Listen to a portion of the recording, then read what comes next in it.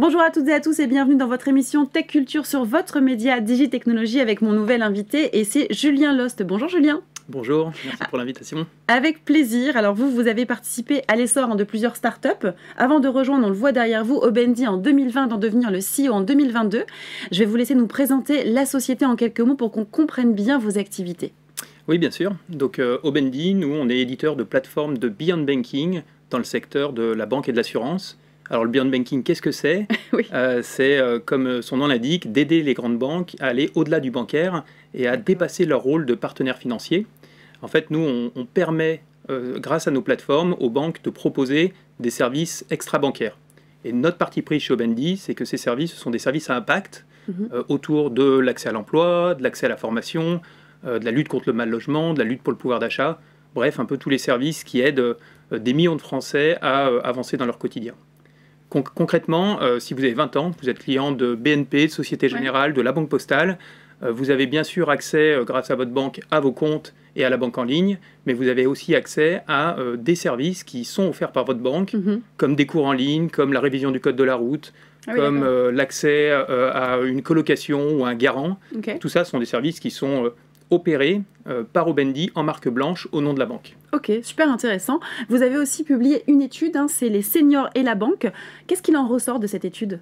Oui, donc effectivement, historiquement, Aubendi est positionné sur le marché des jeunes, mais depuis un an, Aubendi élargit son champ d'action et notamment sur la cible des seniors. D'accord. Ce qu'il en ressort, c'est qu'aujourd'hui, la cible des seniors est une cible qui est grandissante. À horizon 2030, on aura plus de 20 millions de seniors en France.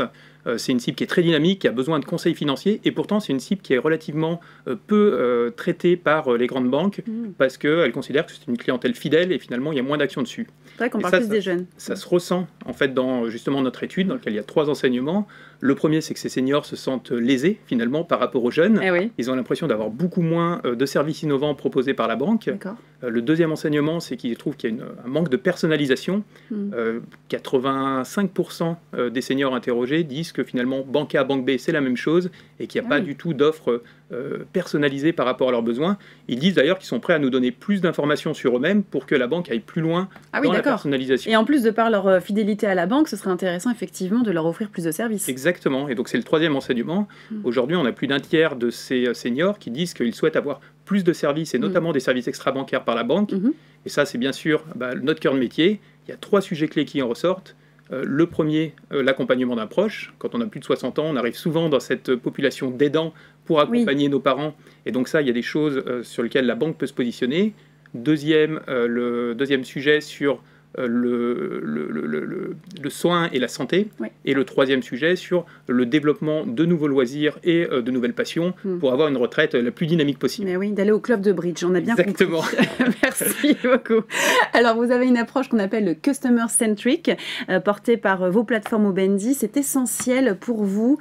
Pourquoi vraiment c'est un cœur pour vous de faire ça? Mettre le client au cœur de la démarche est toujours positif pour comprendre ses besoins, ses enjeux et mieux l'accompagner. C'est ce qu'on a fait sur les jeunes, c'est ce qu'on fait aujourd'hui sur les seniors. L'idée, c'est d'identifier très rapidement son moment de vie. Est-ce qu'il est en train de construire son projet professionnel? Est-ce qu'il est en train de déménager? Est-ce que sa famille s'agrandit? Et ensuite, de pouvoir proposer le bon produit au bon moment pour cet utilisateur-là. C'est plus ciblé. Donc, sur la partie, ce qui est important en fait, c'est que le client est au cœur, mais qu'ensuite le Beyond Banking ne vient pas en opposition du banking. Au contraire, l'extra-bancaire permet de rendre service à l'utilisateur, mais il permet aussi de collecter beaucoup de data sur cet utilisateur-là. Vous le disiez, et du coup d'identifier ce moment de vie pour qu'ensuite la banque fasse mieux son travail en étant très contextualisé dans ses offres bancaires. C'est du gagnant-gagnant. Exactement. Et vous sortez aussi une autre chose, vous sortez prochainement votre livre blanc, donc Beyond Banking, la data au service de la relation client et du business. On en parlait de la banque et de la data. Est-ce qu'on peut en savoir un petit peu plus, un petit teasing sur ce qu'on va retrouver à l'intérieur de cet ouvrage? Donc déjà, le livre blanc sort le 7 décembre, donc très bientôt. C'est un livre blanc qui a été écrit avec France FinTech et le cabinet BCG. Et dans ce livre blanc, on va retrouver des cas d'usage sur la contextualisation justement du service, comment mettre le bon produit au bon utilisateur au bon moment grâce à la data, la personnalisation, comment ajuster mon offre bancaire en fonction du profil de l'utilisateur pour éviter d'avoir quelque chose de trop générique. On va retrouver des témoignages clients de nos grands partenaires qui vont à la fois expliquer ce qu'on fait avec eux, mais aussi ce qu'ils font de leur côté dans leur stratégie data.